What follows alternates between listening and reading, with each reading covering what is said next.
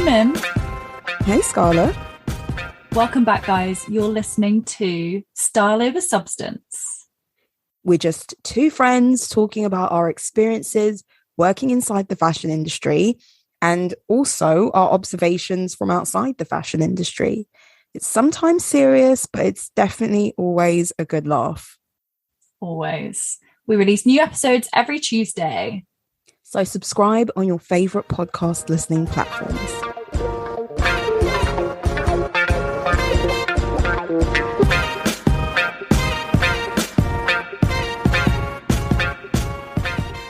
Hey.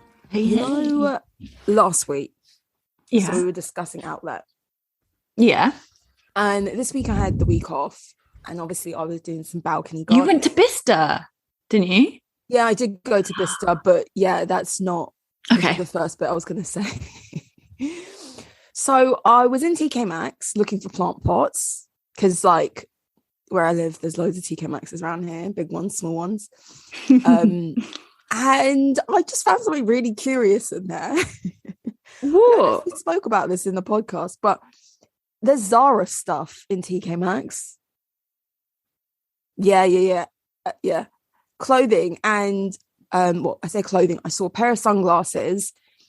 And Zara sunglasses are like 20 quid anyway. I mean, sometimes they're even cheaper than that. Yeah. Really weird. I don't get it. I don't see where the discount is. I feel like surely TK Maxx has to have like a threshold of what's worthy of going in the store. I think they just sell overstock at this point. I think.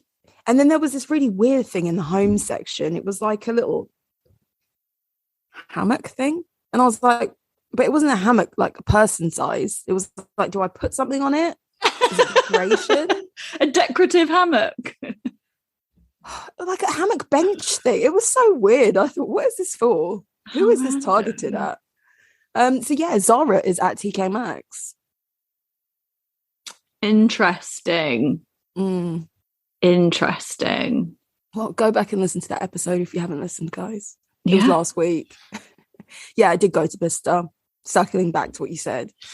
Did you get anything? I did actually buy something, but nothing like of significance. Vans? But I did. I mean, this is 3 months of my no buy thing. And it was practical. I bought a pair of like quote unquote trainers but it's not fancy, from Uggs, because supposedly they sell trainers now. And I was like, I needed just a plain pair of black trainers. You know, when you wear stuff and like, this has got patterns on it, it's a bit weird. And they give me like Skechers vibes. So, you know. Oh my God. You know who's the face of Skechers in this country? Jamie Redknapp. Oh, really? He's a handsome dude. Like, there's no way he would, like, that's not his vibe, Skechers. It's not. But we all do things for money. Yeah, but you know what? I could see from a Skechers perspective, they're wanting to branch out into like... Yeah, they probably want to become trendier. Yeah. Yeah, and also like a new demographic, like, you know, those slightly older men who would not ever think to buy a pair of Skechers, would see it on him and be like, you know what? It's not bad. But yeah, a lot of older ladies love a Skechers. You know, remember back in the day when we were growing up? I don't know if you remember, but the ones that used to rock. So when you walk, they were like training your calf muscles. Do you remember that? Yeah, oh my God, how many like yummy mummies used to wear those to like tone, wouldn't it be to like tone their calves? Yeah. Yeah, they were like... Yeah. So my Ugg trainers aren't like that. Yeah. But they are very springy and spongy. What, your ones? Are you trying to tone your calves? I hope. But I was like, you know what? Uggs, not a bad job here. I like them. Nice. So I did buy something. It wasn't that expensive. I got an extra 20% off because, you know, it's Bicester. So yeah, that was my black mark on my no buy spend for this year so far. I think you're doing quite well. I know, because there was one point where I thought I wanted to get something, 2 items actually, and I was thinking of every way how I could get them without breaking my thingy, my rule or my no buy spend for the year. And I was just like, oh no, but I really want them. But then at the same time, I was like, this is like, I need to just like, what's the word? Get through this rough patch of me really wanting to buy something and just get through the other side. Yeah. And yeah, I did. But then I bought these trainers like a month later. I love it. Yeah. How are you? What's new in your life? Not a whole lot, to be honest. I'm going through the torment, as I was saying earlier to you. Like I'm booked a holiday, and it's now that torment of wanting lots of things for this holiday. And actually, I don't need anything. I like factually, I don't need a single thing. Mm-hmm. Does my mind compute that? Because it's that fantasy of, I want to look like this on holiday. I want to wear this. You're creating looks, aren't you? This is yeah, like and so sort of part of my justification is that where I'm going, you sort of should dress quite covered. Mm-hmm. Like you don't have to, but it's sort of polite to. Yeah. And so that's sort of, I'm like, I need a few sundresses that cover my shoulders. Mm-hmm. Do I have some of those already? I sure do. That was last year's. That was 2 years ago.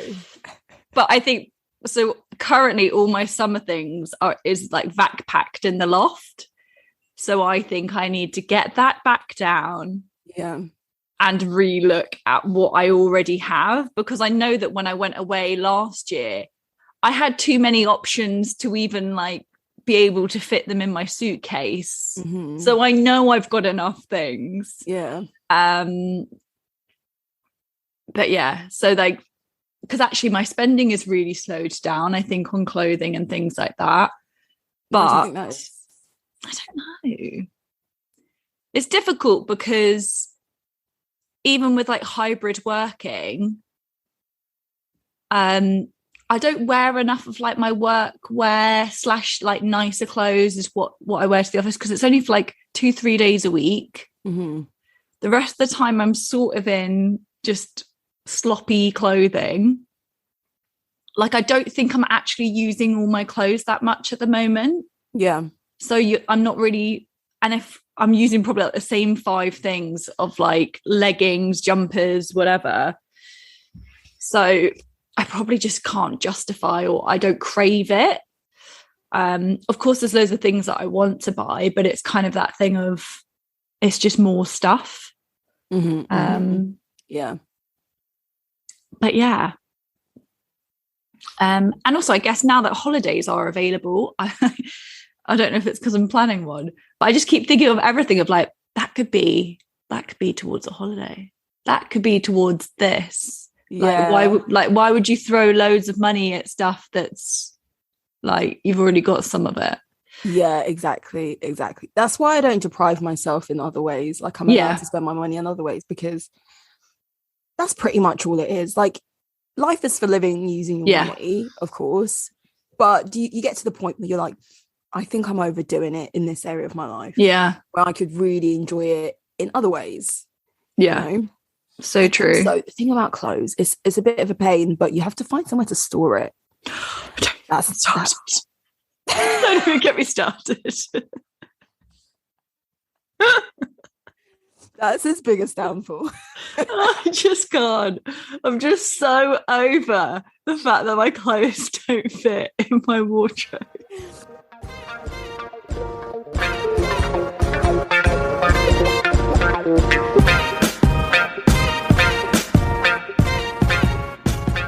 What's your fashion story?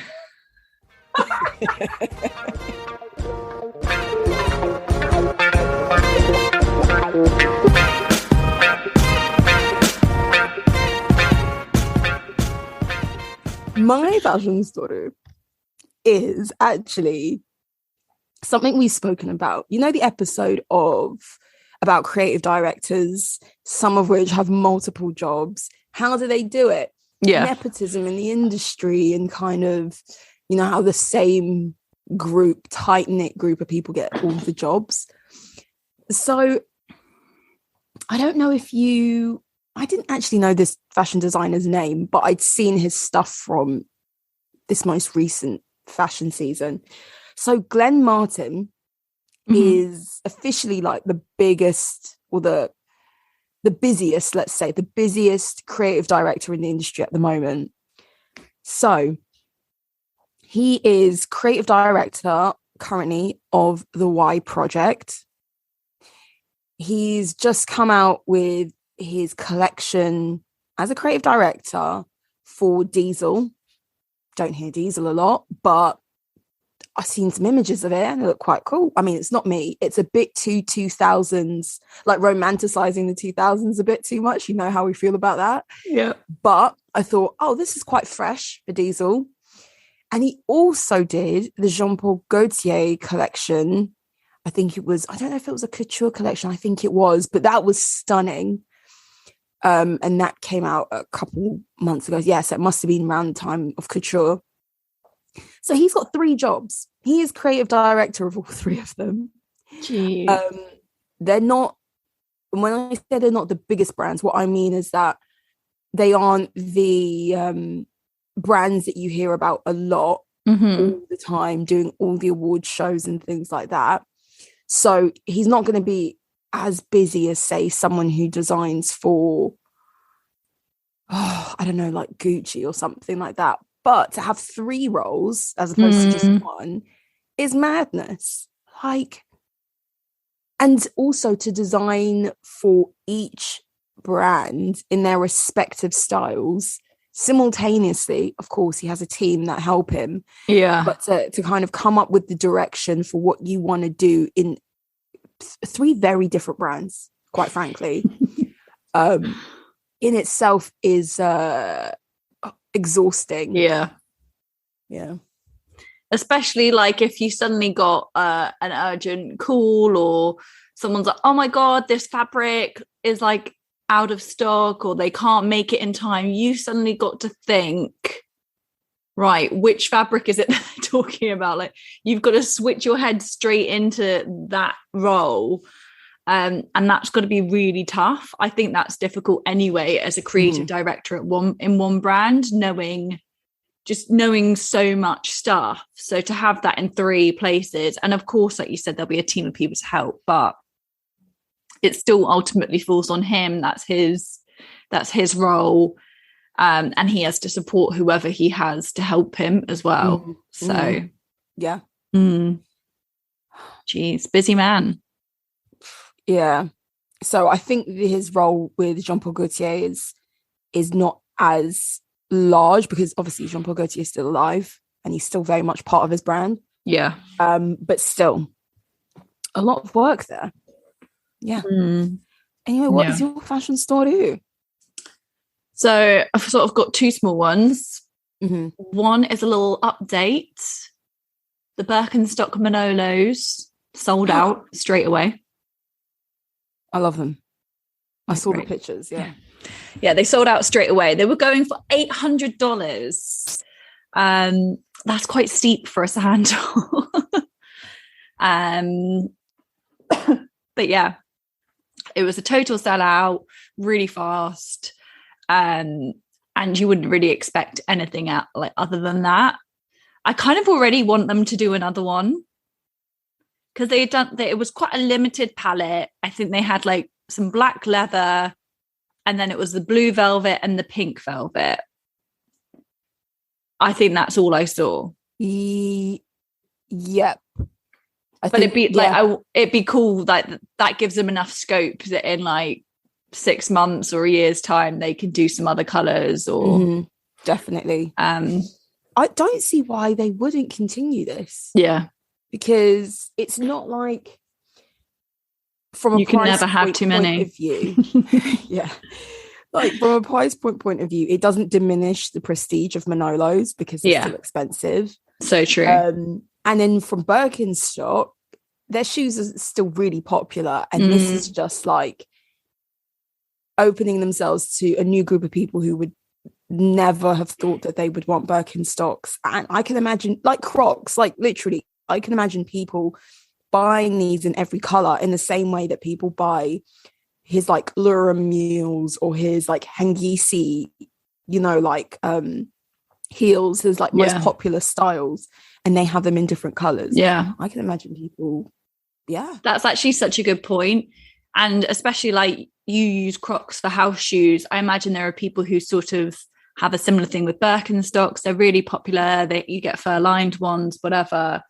But yeah, people have things in multiple colors, especially I do find that, especially for shoes, and I guess handbags too. I guess it's accessories, but you definitely see it often with shoes that people will often buy into the same style if they like it, if it fits them, if they know it's comfortable. People do have multiple of that same style. It's like, and then you're like, that's like a 700-800 pound pair of shoes, and you've got like 5 of them. I know. But it's that luxury thing of, if you like something, I guess it's like we get a t-shirt in a few different colors. I know. Different scales, yeah. But yeah, and then my second fashion story, I think I sent you a picture of her. So that we're currently recording this on the Sunday. The Oscars is happening tonight. But yeah, yesterday was pre-Oscar parties, and the actress Maud Pateau, probably saying that badly. She is Leslie Mann's daughter. If you know the actress Leslie Mann, who's been in like This Is 40 and stuff like that, you would definitely recognize her. But she wore this YSL look to a party, and it is giving me such 80s vibes. It's like a blazer dress, color block. We'll put a picture on Instagram. I won't describe it for too long because that's not fun for you guys. But it was just a really strong fashion moment, and it made me just really excited for the red carpet tonight. And then, you know what I almost prefer is then like the Vanity Fair looks, you know, that people change from their big frock moment, and people take a few more risks, and I would too, for like the Vanity Fair or the any after party you go to. It's more like a cocktail party, isn't it? Vanity Fair, whereas like Oscar is like black tie. I would play it safe for the Oscars. You don't want to be that person that's like so yeah, I'm excited to watch it. And yeah, I mean, off topic, this is not even fashion, but I did see someone during the week had created this YouTube video about nepotism, not nepotism, but it was like all the kids of these famous actors and actresses becoming actors and actresses as well. And I was just, it's related to what you were saying, how like both her parents are actors, and she's so young, she's 24, and their like, other daughter's an actress too. There you go. And it's just like, I don't know who she is. I don't know how good her acting is, but I bet it's not amazing. She's in Euphoria. Yeah, I don't watch it, so I don't know.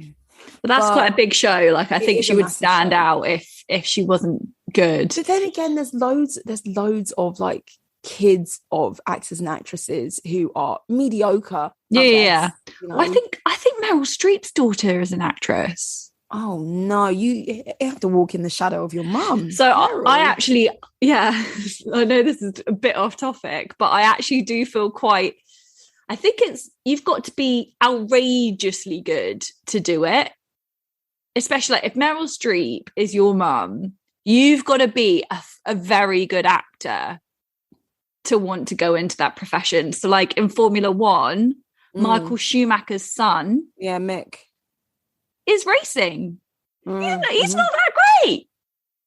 You know what? In his defense, it's partly because he's in a shit team. Well, he's got a better car now.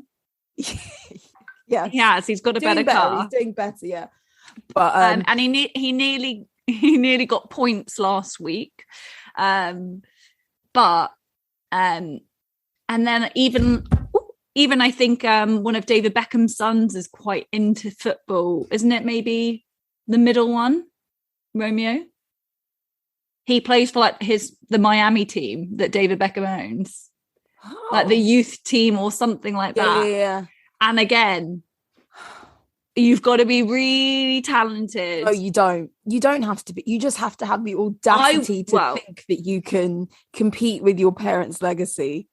And I guess actually it depends on their mindset, because my mindset would be that everyone's watching and everyone's waiting for them to say, I'm not as good.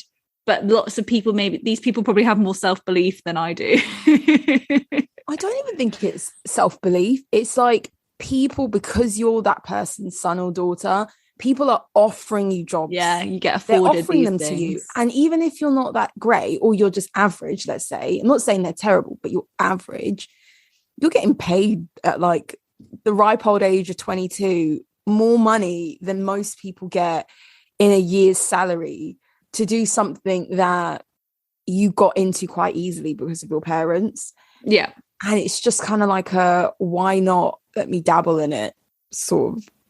I don't know if they take it seriously.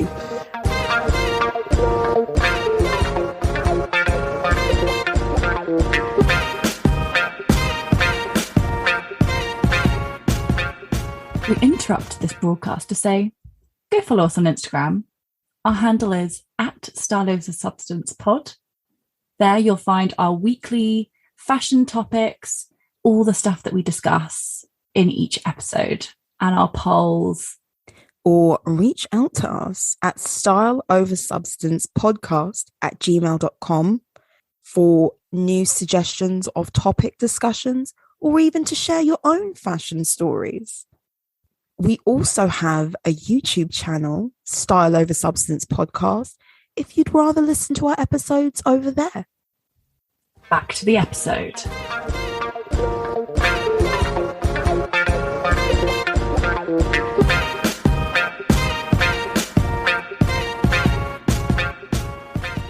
This week's topic is vintage. The world of vintage shopping, secondhand, pre-loved. Yeah. Yeah, I think this is really, we say this all the time. It's really overdue, this topic. Yeah. Can't believe we haven't done it yet. I know. But yeah, I think vintage shopping is an interesting one because over the past like 15, 20 years, it's really made a transformation as from something that was just more charity shop based. And we called things back then when we were growing up and vintage shopping was becoming more fashionable. We still called it secondhand. And then there were terms like upcycling, where you would take a garment and you would spruce it up a bit, change the buttons, change the trim, whatever, and then sell it on or wear it yourself, and you'd upcycled an item. Charity shopping was where you would get your garments and your items and accessories and whatnot, and then you would go to, I guess, like haberdasheries if necessary. But it's like transformed into this thing that's not so bohemian or like for those who are into dressing in a particular decade, like it's no longer niche or bohemian. It's now mainstream, very fashionable. It's become big business as well. And we use like words like pre-loved. It makes it sound like this is not your average smelly item that you probably think someone died in. In their clearance of their property. Yeah, this is not an estate clearance, whatever. This is an item that was loved and you're gonna love it now, and it's in great condition. And there's also terms like it's new to me. So it's not new, but it's new to me because I've just bought it and this is the first time I get to experience it. So our language of vintage shopping and our approach to it has completely shifted.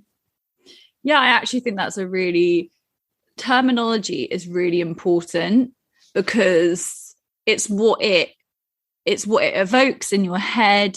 Like you said, secondhand sounds way less positive than pre-loved, Yeah. And even like you said, upcycling, that is a positive word. It has the word up in it, like all of that stuff. rather than used. Yeah. You know, like the terminology, and that's probably as it's got bigger, people have done the spin doctoring to it to make it sound more appealing. But it is important because it makes the experience just, I think it opens people up to it. And I think also that vintage shopping has probably also increased. It's become more accessible. So unless you lived near a very good, so from this, I'm talking about more luxury vintage shopping, unless you lived near a great store for that, you wouldn't have the opportunity to find those things. And some people have the time and patience to trawl through charity shops and hope that someone's discarded something quite nice. But now it's way more accessible with websites. I mean, I live in a small town in Surrey, and there is a Preloved, like, high-end vintage shop off the high street. Yeah, you're right. There's like more boutique businesses that deal with vintage now. You're completely right in saying before, like 20 years ago, it's either you were quite wealthy yourself and you and your girlfriends would swap things within your own kind of hub. You knew people who had older luxury pieces that you might buy from them, or you might be gifted or whatever, or you knew where all the good jaunts were to get. So like in London, one of the first tips people say is go to charity shops, but in Knightsbridge. Go to Chelsea and go to those places, because the same thing that people do across the world of like giving their like old bits in charity shops, rich people are doing it there, the same thing. And what to them is like average and whatever, and they don't care about it anymore, you might be picking up Givenchy for like a fifth of the price that that person paid for it, and it's really affordable. And so so those were your like only options, to go to charity shops in wealthy areas, or know wealthy people who wanted to give you stuff, or you inherited it from like your parents. But yeah, it's become far more accessible, far more boutique. We'll go into like marketplaces and whatnot like that. But I've got a question for you to start us off. When was like your first experiences of shopping vintage, and how did you feel about it? And what's your overall personal approach to vintage shopping? I mean, at school, like I feel like friends used to like to go to Beyond Retro. But that probably put me off because it's a shop that like in my head smells. Like the jumpers stink, like all of that stuff. And of course it's got really nice stuff in there, but it was never really my style, and it was quite particular. And like you said, I think it was more for people who had a niche way to dress. It was quite 80s retro, wasn't it? It was just, it was a bit old fashioned for the vibe, and I was pretty basic and didn't need that. Like I bought from the high street. Like I didn't have a distinct style that supported.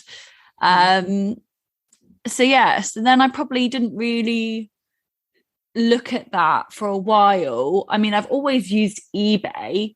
And so then I think the first time I probably looked at vintage stuff was when I was earning my own money and looking into like how could I afford something if I bought it on eBay instead, and sort of using that platform. And back then as well, there were definitely much fewer platforms where you could find, they didn't even have to be used, they just might be old stock, unworn, or unused, whatever. But just maybe like excess stock. Or I also think back then lots of people used to buy things with the intention just to sell them on. I think like growing up we definitely saw like the development of eBay, And that was a big driver in the world of like vintage secondhand. And as you said, as that caught on, people were buying stock, upcycling it, and then selling it on. It was like Etsy before Etsy in that sense. And so you're right in that sense. It was, I think we lived through a period of it becoming more and more mainstream. Yeah.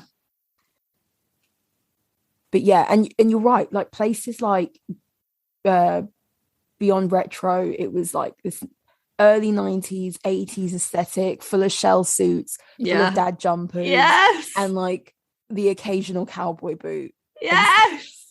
And I love a cowboy boot, I do, but they were old, and like a lot of these vintage shops, that was their aesthetic, and a lot of places still do now. Like they buy the clothing by the kilo, and it's based on its weight, and then they will trail through all that stock, pick out what's good, repair what's not, merchandise it, and then put it in their shop and whatnot. And yeah, I think because you're not like a rummager like in shops, I do actually like, I enjoy the rummage. It just wouldn't appeal to you if you didn't like the act of finding things. Yeah, like charity shopping has never been that appealing to me. I think I just don't have the patience for it. I just know, like I've said it before, I just don't enjoy the act of shopping. Like I used to go into shops having already maybe looked online and hoping to buy it there back when it was much less accessible to buy something online, or you didn't get free shipping or anything like that. So it made sense to go into the store and you tried it on, and the return process wasn't as good. But yeah, it's not for me. So actually now that there are websites, because weirdly I can trawl through a website no problem.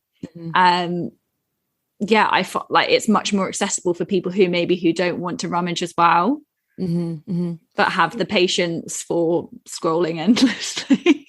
I could do a good scroll. You touched on a really good point actually, and it's the idea of something being cheaper. I think that price has been for a really long time, price has been the reason that people shopped on eBay. It was like, okay, I can't afford it full price, but I'll go on eBay, see if someone's maybe had it for a year and it's still in really good nick, and I can buy it for 25% less, 50% less, whatever it might be. My mum loves eBay. She's very good at it. I think I've mentioned this before. And she feels no way about buying something that has been maybe like, she buys like occasion wear, so like stuff to go to weddings in and whatnot. Buying something significantly cheaper, it's maybe worn once, take it to the dry cleaners and whatnot. And so if you were okay with getting that discount at the expense of it not being new, then like quote unquote vintage, because it was being like rebranded as vintage, was a really good option. But I think back then it was still very much, most people didn't like the idea of wearing someone else's clothes. That's how it felt. And so it was like those who were really economical, who wanted to do it, and not like the fashion girlies, as I call them, who was like, fashion and things being new is more important than the potential discount. So true. It was definitely, I wouldn't say sneered at or frowned upon, but it definitely wasn't glamorous. That was it. I definitely think that it was maybe just an association with like not having the means, and that's not necessarily the case, right? Because even if you have wealth, you still want a good price for something, or if you can get it cheaper, why wouldn't you? Like no one wants to throw money away. So, but I think that's now been repackaged and rebranded, because I know loads of people who could buy something full price off the high street but love charity shopping still. They find it really exciting. And I think also one thing that when I was researching about, I think what appeals to people about vintage or secondhand shopping is that the oversaturation we have of brands these days, and generally they're all selling a really similar product, by the by. So if you want something a bit more unique or something that you don't think everyone else is going to be wearing down the street, charity shops, vintage, you can buy that dress that was sold 10 years ago and you have a more unique piece. And I think it just really suits people. Yeah, I agree. I think that was like the second phase of it. It was like, it was no longer just about saving money. It was about, you can find really unique things on these platforms. And that's what drew some more people into it. And you're right, like rich people love a discount. Like they're the ones hustling. Yeah, exactly. They're the ones who are hustling, who go into these designer shops asking for like extra 15% off. Yeah. It's us poor people who are too embarrassed. Yeah, but, exactly. You know, it's the wealthy knows, like, if I ask, I can get a discount. And they do. They'll get it. Yeah. But yeah, that was a big part of it. Buying things that were unique, that you couldn't find anywhere else. That was maybe at the time when it was in the retail shop, the main shop, you couldn't afford it. And some time has passed. Now you have a bit more money and you're like, oh, I remember that bag. Let me see if I can find it. Someone else has it and they want to part with it. Yeah. So I think now we see another reason of the idea of being less wasteful. Yeah. So it's not just about buying something that's unique, but it's again being rebranded to say, not only are you saving money, but you're saving the planet, guys. I don't know how true that is to be really in practice, because like with charity shops, we tend to make ourselves feel better if we like, oh, well, I'm not so bad because I bought all this stuff, because in the end I did sell it and it went to another home or I donated it. And that kind of makes us feel better about ourselves. But in the same token, we still continue to buy at the same rate and consume at the same rate. So things will continue to be produced at a high rate, regardless of whether we're buying secondhand or not. So I don't know if that's necessarily true, but I think the idea of, before you bring like another thing into your home, you're like letting go of something that you no longer use. There is this cycle of like clearing out your wardrobe per se, which lends itself to like selling and buying vintage and pre-loved. Yeah, definitely. I actually think that's probably a trend that the younger generation has probably got down a bit more, is displacing new clothing purchases with buying something new, something else has to go. And so basically I've got a stat that in the resale market, it's growing so fast, apparently 11 times faster than traditional retail. Oh. And so it's predicted to be worth $84 billion by 2030, whereas fast fashion is predicted to be worth 40 million. Seriously? So it's going to be worth double fast fashion. So it's big. But yeah, so in that, and also then the number of people who were reselling items has tripled. So in 2020 a platform saw 36.2 million new first-time sellers of used garments. The next year in 2021 118 million. Wow. So people have, and don't get me wrong, I'm sure a lot of that is also like the pandemic was still going on, people want money, all of that stuff. But also I just think that there's a surge in it. We have more platforms. There are loads of great platforms for it. The like rise of Depop, and I think there's one called Vinted, like all of that stuff.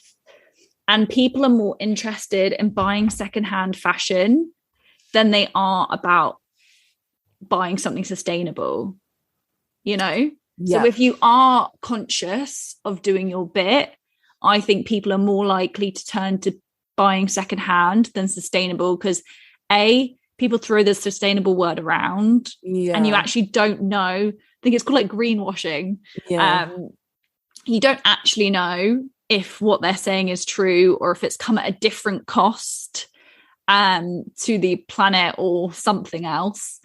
And also it's either really expensive if it has been done properly, so people would much rather buy secondhand. So I think that the whole market is just going to keep going on the rise, with people displacing clothes, prioritizing it over sustainability. And yeah, I just think that it's a really interesting thing. I think you're right. Yeah. Another thing to add into the mix as to why vintage shopping has become so popular in the last like few years is the 2000s, the noughties, and the 2010s. Fashion is characterized by an amalgamation of previous decades. So really, and I think we spoke about this before, really it was like the super skinny jeans, the jeggings, was probably the only original thing to come out of the past 22 years. Other than that, everything else we've worn has been a play on something that's come before it. A mishmash of different trends, different styles, different eras. Very little originality, really. Not saying there hasn't been great fashion, but nothing that has fundamentally changed the way we dress. The only thing that's happened is we've gotten more casual. And I think that because we're like trendless, buying old stuff still works in your wardrobe. It's still cool, you know? I think maybe it's because we've been around for nearly 3 decades. You a bit more than 3. Only 2 months more than you. I know. But I think because now we've witnessed that things come back round again. So what was like 90s fashion is huge at the moment. Like I literally just yesterday watched the Olivia Rodrigo. She did like some album thing. All her clothes are so 90s.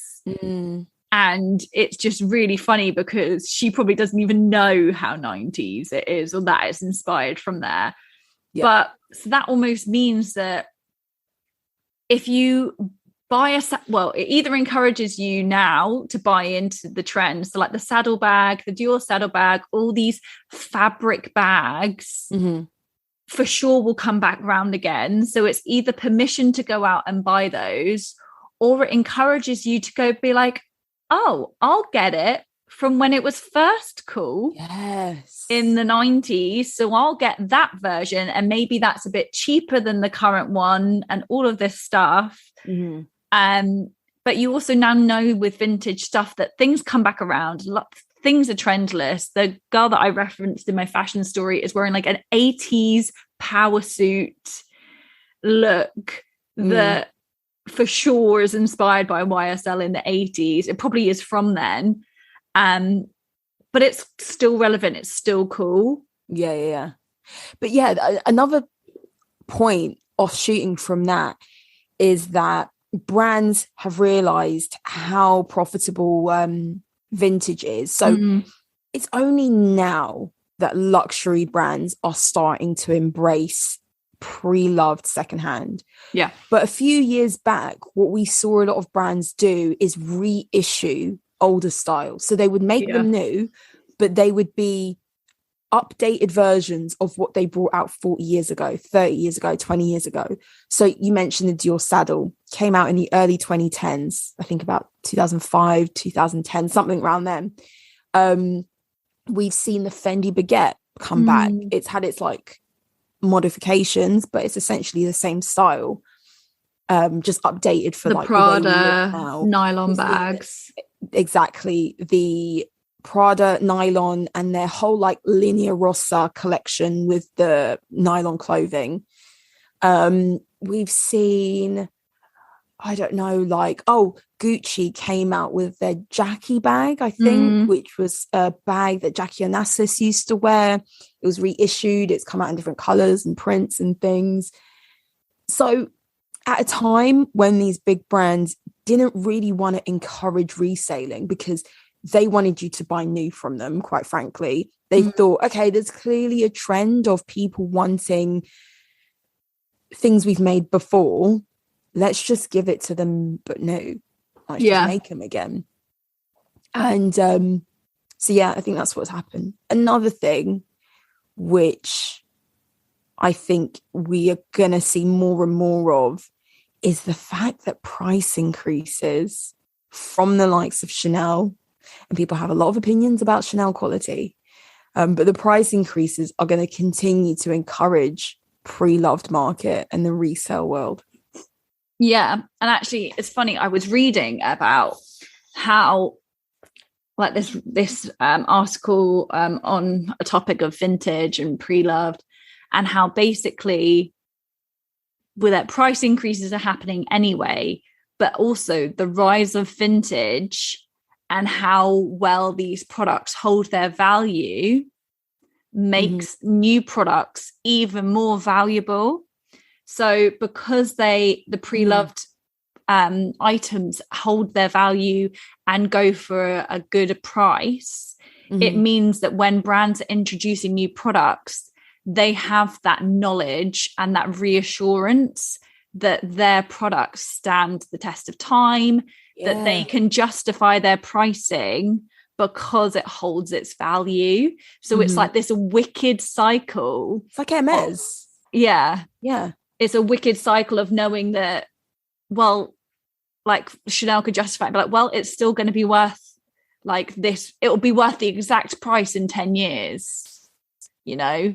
And with inflation, like obviously there's a loss on that, but like arguably it would be worth the same price. So that promotes them to become more valuable. And so it's definitely thought that in the future we'll see brands create their own resale market, because like they could create this circle of, they sell an item to a consumer, the consumer uses it for however long they want, they take it back in exchange for another product or cash or credit, and then the store sells it on. And it can be this like circular thing, and it rewards stores, and it doesn't just have to be for luxury, right? It rewards any store that has a quality enough item garment that can stand the test of that, and can have multiple lives. So like your polyester blouse that you got from Zara is not going to live multiple lives. But if they started like using a higher quality product, they could even do this like system too, which like blew my mind. And I was like, whoa, that's the future. Well, we're seeing the like beginnings of it now with loaning services. They aren't brought about by the brands themselves, but they are like third party companies, and they will loan out. Who is it? The Real Real? No, not the Real Real. There's that other company. Oh shit, I can't even remember. But you pick what you want to wear. They deliver it to you. You wear it. You have it for a week, a month, whatever. You think of her, HURR. Yeah, and then they will dry clean it and whatnot. And yeah, I think definitely that is the way forward. Like these luxury brands could essentially get paid twice for the same item if they do it correctly.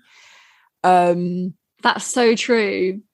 That is like, and it could be more than twice, right? The cycle, like in 50 years, if I buy a Chanel handbag tomorrow and I don't have anyone that I will ever pass it down to that I think would like it, and I've got to the end of my use of it and I don't really reach for it anymore because I've already got a few more. I can give it back to Chanel.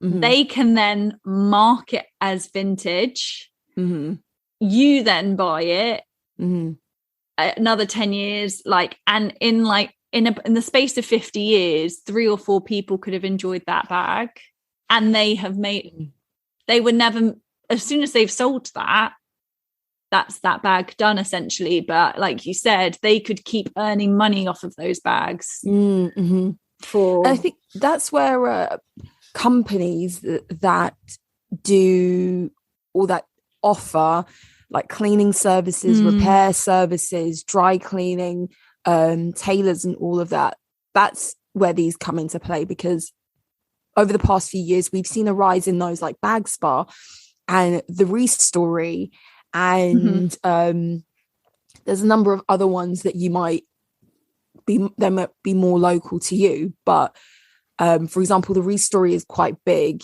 and especially like in London area, I've seen YouTubers use them. I've considered using their services, and they will completely restore your bag, your shoes, or other garments like belts and things, restore the leather, the stitching, and like really refreshes the item so that you can either sell it and you want to make more money on it. You know, you don't want to sell a battered bag when you can kind of put a bit of money into it and sell it for even more money.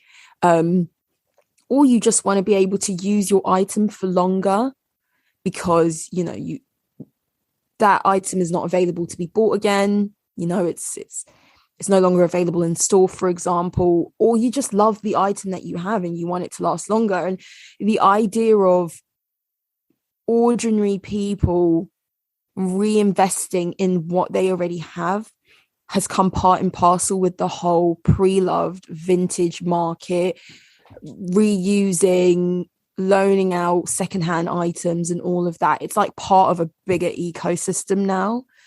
But yeah, along with, as you said, like the marketplaces, of course, we have eBay, we have Vinted, Depop. You shop on Depop a bit, and it's like allowing just ordinary people. And that's another thing. I think for the most part, the reason why this has gotten so big as an industry or like a subsection of the fashion industry is that it's been largely driven by like private individuals. And it's only now that these bigger companies are realizing, oh, we need to do this on our own, like for our own brand. Yeah. You know, like ordinary people had the tools of going on eBay and selling their own stuff and making money for themselves. And enough people did it that it was hard to ignore. And now brands are now jumping on it. You have Net-a-Porter with their reflaunt. It's called reflaunt, you know, their area of their business that is for reselling older garments. And you've got Selfridges with, it's called Reselfridges, creative. They're now doing it for their store and their customers, and other department stores and whatnot. But yeah, it's like started as like a little micro industry, and now everyone's jumping on the bandwagon. Yeah, and there's Farfetch that has Second Life. And so all these places like Selfridges, Net-a-Porter and Farfetch, they already sell this stuff. So like they can, again, they take a cut of reselling these items on for other people or whatever it is. And so it's, again, just another lucrative way for them to join the ranks. Yeah. And also, what's the one downside of resale? For me, it's like taking the pictures. It's like doing the stuff. In my head, I'm like, well, I already can't really fit my clothes in my room. So where am I going to keep these clothes that I'm selling? What am I going to do with them? So I've got loads of stuff that I probably would maybe consider selling, but I would probably be more inclined just to take it to a charity shop because it's easier. So if you've got items that are worth a bit more and you can't be bothered to take really nice pictures or make sure that like the shadow of your iPhone isn't in it and all of that stuff, why wouldn't you give it to somebody else who's going to do it? they take a cut or whatever the agreement is, but you have a less like a more stress-free life. Yeah. That is the world we live in now, right? We love a shortcut. We will pay for any service that makes our life easier. Mm-hmm. And these brands know it. And it's just, yeah, it's amazing. But I think what's really interesting about vintage fashion, and I think I've seen quite a few people, I've definitely seen the rise of vintage handbags on Instagram in the last sort of 3 years. I'd say I almost have seen people buy more vintage handbags than new. Yeah. And the language has become way more romantic. Yeah, it's true. So like when people talk about it and they're like, oh my gosh, like imagine, I love the idea of owning something that's lived a life before me, or you have something that's older than you are. And just like imagine what like the stories this item or this product could tell you. And it's so funny because actually, if let's flash back to beyond retro when we're like 15, that like musky jumper does not evoke the same thing. Yeah, it doesn't. But you could say that. But I think that's the benefit also when it becomes a bit more luxury, is that we can keep that romantic story alive. Yeah. I just think money, anything that's a high price product will always sort of have that. And I think also back then, fewer people owned luxury goods. Think how accessible it really is now. If you or I really wanted to, we could set up a saving plan to get ourselves something. I think whether we should or would is a different matter. Yeah, I don't think that it was less accessible back then. I just think people didn't spend their money on that. Yeah, it was less of a priority for a lot of people. Now it's become so popularized to own and buy luxury quite often. Yeah. It's for a lot of people, it's treated like fast fashion. Like $2,000 for a bag is not a big deal, when really it's a big fucking deal. Yeah. Yeah, so I completely get what you mean. And you're right about it being romanticized. Like, I think you have to have that level of fantasy and romanticism to justify high prices. So yeah, I agree. I think that what's interesting, going back to our earlier points, is online and on Instagram and whatnot, you come across these smaller vintage shops. So one that I've seen a lot is Cellier, Knightsbridge, I think it's called, Cellier. There's La Society, and then I saw another one just Googling called Luxury Promise, and they're all in Knightsbridge, in that area. And they're all like women-led, fairly small businesses, and it's the idea of, you know, we kind of know, what's the word? It's like dealing with these companies comes with a level of, they have a level of knowledge about these products. They know a lot about the history of these products. They can authenticate as well, which is something that maybe eBay doesn't do, or Depop, it doesn't do. I think that's why Vestiaire Collective on a bigger scale is quite popular, because you can get your things authenticated. But there's people out there with a lot of knowledge about the leathers and about what year this bag came out in, and this is an unusual colorway for you to find this model in, and blah blah blah blah blah.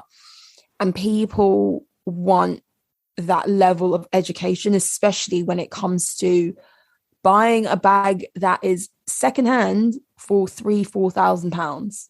And then when you talk about Hermes, which is like off the charts ridiculous, like £25,000 for a bag that is easily 15 years old, you know. So people do really want that full experience and safety in knowing that what they're buying is the real deal. So true. And actually, I think I would be way more inclined, as much as I love Vestiaire, I would be way more inclined to use like Luxury Promise, because I will speak to a human, because still it's a big purchase. Like if I were buying a Hermes handbag, I don't just want to press like checkout on Vestiaire. I want to speak to somebody who checks that that's the right size for me. What do I want this bag for? Is it I want that experience where they might go, you know what, actually, we might have a bag coming in next week that will be better for you. Or, you know, you still get that customer service. Or that maybe someone knows, like you're buying a vintage Chanel and someone's like, this was a bag that was like this woman's, like you get the story behind this lady who was whatever, had lived an exciting life. They might know it. And I think there's something really special in that. So it's quite a clever thing to actually make that market a bit smaller and have these bespoke places.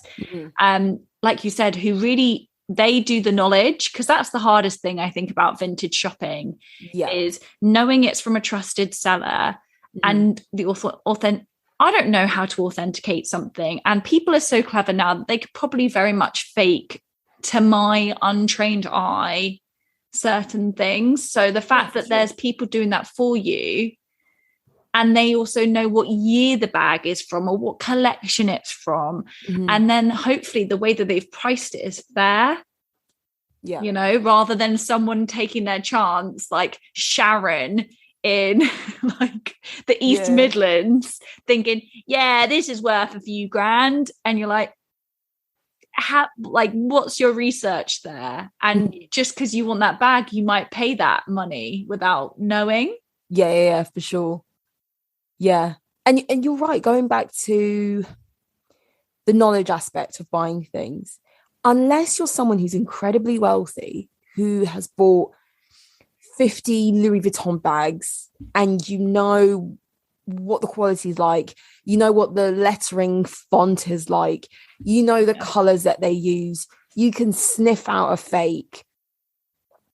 Unless you're someone like that, you're not going to know, because even if you're a big fan of LV now, for example, the way LV used to make bags 40 years ago is completely different to how they make them now. Totally. And whether it's the hardware, the font, the logo, the placement of things, to have the knowledge of, you know, back then their serial number was only 5 digits long and now they're 15 digits long. Like, I could look at a bag and think, this doesn't look right. But you kind of need someone to guide you through the process of buying vintage luxury. And I think that goes back to why there's probably still a lot of people apprehensive about it. Yeah, for example, for sure. I know I have a really good friend of mine. She's like big into buying luxury and just designer goods in general. She's like really fashionable, and she doesn't buy just like the typical brands. But we were in Selfridges the other day, and they have a loan service, or there was a company in Selfridges, I think it was like a concession, that loans occasion wear, party wear, cocktail dresses, all of that. And she was like, don't know how I feel about, you know, something that's used already. And it goes to show that, like, you could be really into fashion now, and even though this is a big market, it's a big thing, there are still a lot of people who are apprehensive about buying something that did not come from the shop, and you spoke to a salesperson and it came wrapped in the box and everything. And although, like, for me, I don't mind if it's used because I can clean it or get it cleaned or whatever, authentication is still a massive issue that needs to be rectified, and people really need to trust that you're not scamming them. I think that is like one of the final frontiers of vintage shopping. If you can crack customer kind of trust, and they believe that what you're doing is legit and what they're buying is legit, and there's that trust there, then, you know, you'll get a lot of customers and make a lot of money. But I think that's like the single biggest thing that people just can't get their head round. Yeah, that's so true. Yeah. So, have you recently bought some vintage, secondhand, pre-loved, new to me, upcycled? I don't believe I have. I don't know if I've ever really bought vintage. I've definitely bought something that's not like on eBay for cheaper, or an old style, maybe even.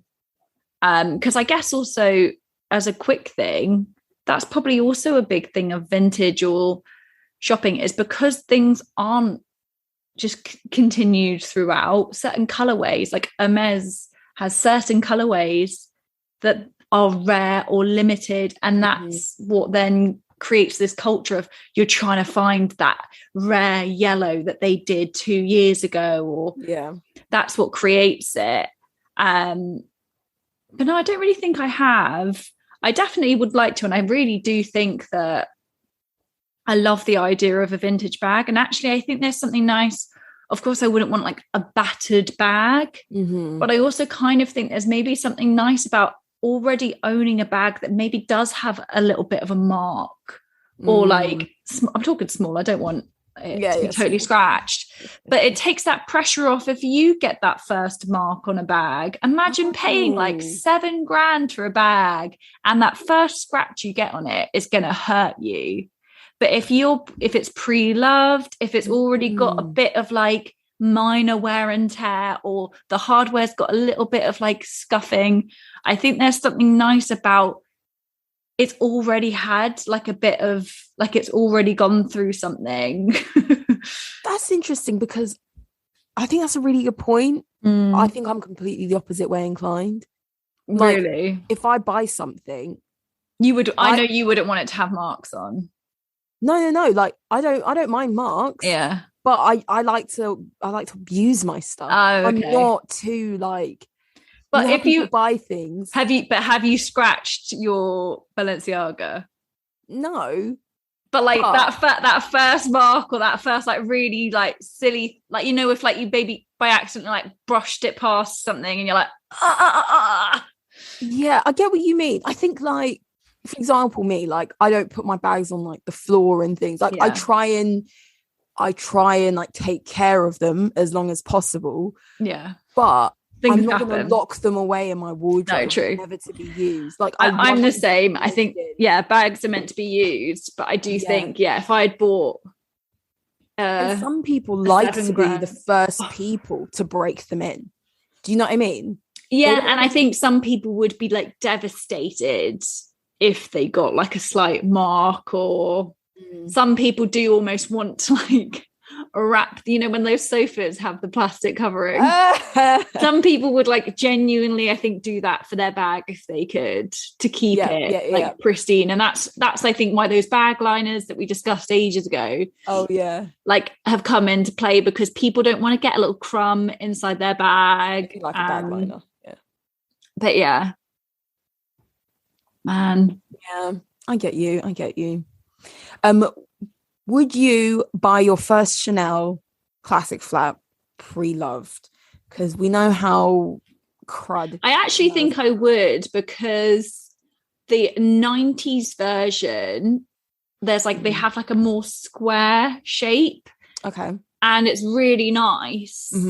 And they do like, I actually don't know if I like that oblong shape that much. And I just also, I'm a big believer that handbags were made better in the past. Like, the quality was better, the arts and, you know, the art of the craft of making them was just different. So I actually really could see myself getting, it's probably more likely that I would buy vintage Chanel than new at this point. Okay. Only because of the pricing and stuff like that. But I don't know. One thing I do like about vintage Chanel is the quilting was flat. Yeah. I like that. It's smoother and it looks softer and flatter. Now they're a bit puffier, and some people like that puffier look, but there's something about the ones before that just seem like nice to touch. And also I think there's something really nice actually, that especially if you resign yourself to I'm going to buy something vintage, there is so much more choice.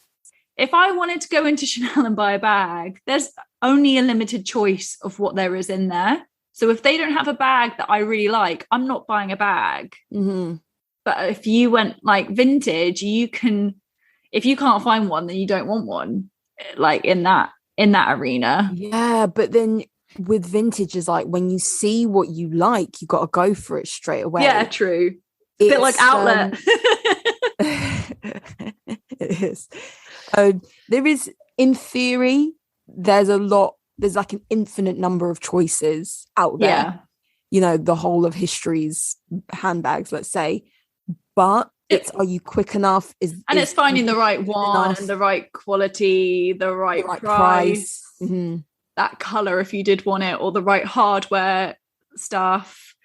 But I would definitely, I think I love vintage, but I would also, if I were to buy multiple sort of luxury goods, I would still every now and then want that store experience of getting the paper bag, and that experience, I think.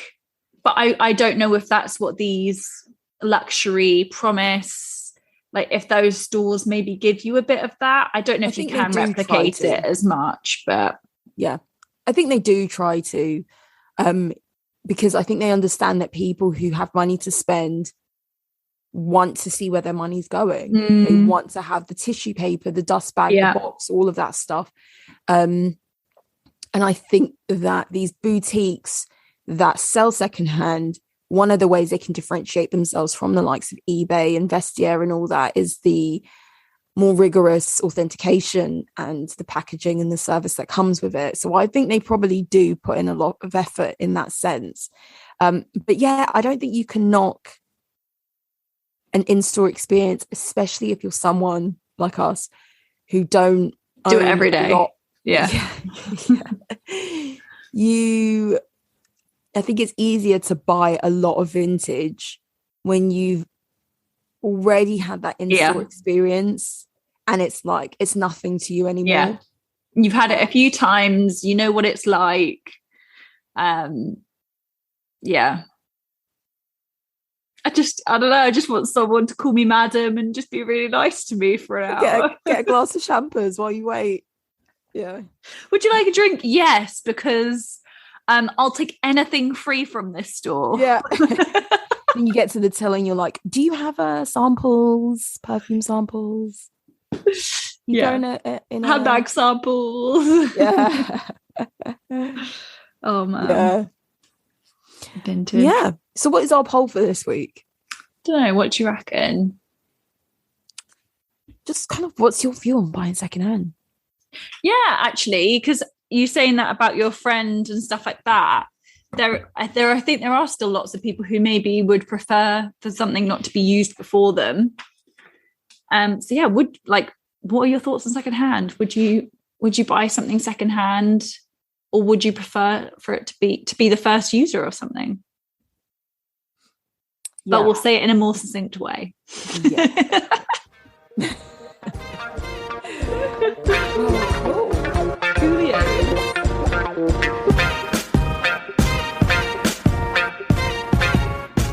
Well, thanks again for tuning in to another episode of Style Over Substance, guys. Don't forget to check out our Instagram or Spotify to respond to this week's poll. Bye.